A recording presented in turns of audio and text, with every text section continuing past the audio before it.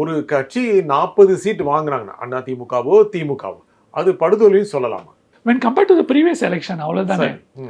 Okay, அவ்வளவுதான். நீங்க போன எலெக்ஷன் 160 சீட் ஜெயிச்சுட்டு இந்த எலெக்ஷன் 40 சீட்டு ஜெயிச்சீங்கன்னா 40 அணியை சொல்றீங்க. 40 50 ஜெயிச்சீங்கன்னா ஆமா அணி அது வந்து படுதோல்வியா தானே சொல்ல முடியும்.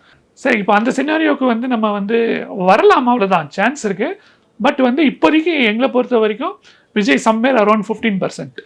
அப்போ ரெண்டு அதிமுக திமுக செம க்ளோஸா இருக்கு. ஓகே, விஜய் 15% கிட்ட இருக்கிறப்போ ஜெயிக்கிறவங்க 125 சீட்டு, தோக்குறவங்க 105 சீட்டு. அவ்வளவு க்ளோஸா இருக்கு எலெக்ஷன். இன்னைக்கு நம்ம பதிவு பண்ற நாளில் இருந்து தேர்தல் நடப்பதற்கு இன்னும் 10 நாள் தான் இருக்கு. தேர்தல் நடப்பதற்கு 12 நாள் இருக்கு. ஆனா பிரச்சாரம் முடிவதற்கு 10 நாள் இருக்கு. 10 நாள் நம்ம பதிவு பண்ண நாள் இருக்கு.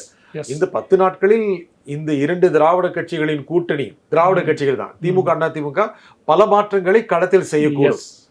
அந்த களத்தில் அவர்கள் செய்யக்கூடியதற்கு ஈடு செய்யும் வகையில் விஜயும் சீமானும் செயல்பட வேண்டும். செயல்படுவார்களா? சாத்தியம் இருக்கிறதா? சாத்தியம் இருக்கு.